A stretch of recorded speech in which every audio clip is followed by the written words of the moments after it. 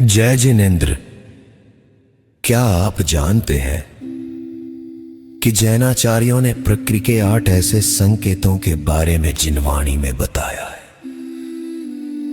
जो हमें आने वाले कल के बारे में पहले ही हिंट दे देते हैं। इन्हें कहते हैं निमित्त, जो 8 प्रकार के होते हैं। पहला, अंतरिक्ष निमित्त। चंद्र, सूर्य, ग्रह, नक्षत्र और प्रकीर्णक तारे ये 5 प्रकार के ज्योतिषी आकाश में रहते हैं अथवा आकाश के साथ सदा उनका सहचर्य रहता है, इसलिए इन्हें अंतरिक्ष आकाश कहते हैं। इनके उदय अस्त आदि के द्वारा जो जय पराजय, हानि वृद्धि, शोक, जीवन, लाभ अलाभ तथा अन्य बातों का यथार्थ निरूपण होता है उसे अंतरिक्ष निमित्त कहते हैं। दूसरा, भौम निमित्त। पृथ्वी के जुड़े जुड़े स्थान आदि के भेद से किसी की हानि वृद्धि आदि बतलाना तथा पृथ्वी के भीतर रखे हुए रत्न आदि का कहना, सो भौम निमित्त। तीसरा, अंग निमित्त।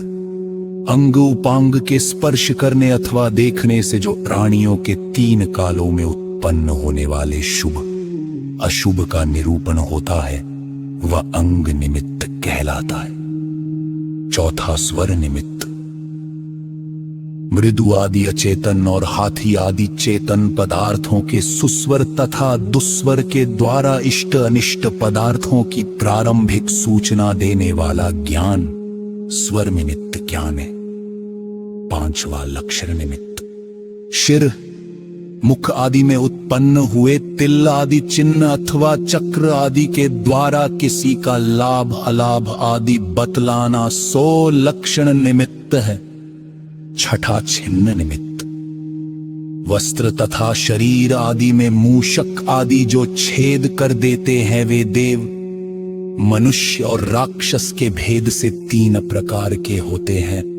उनसे जो फल कहा जाता है उसे छिन्न निमित्त कहते हैं। सातवां, स्वप्न निमित्त। शुभ अशुभ के भेद से स्वप्न 2 प्रकार के कहे गए हैं। उनके देखने से मनुष्यों की वृद्धि तथा हानि आदि का यथार्थ कथन करना स्वप्न निमित्त है। 8वां, आकृति निमित्त।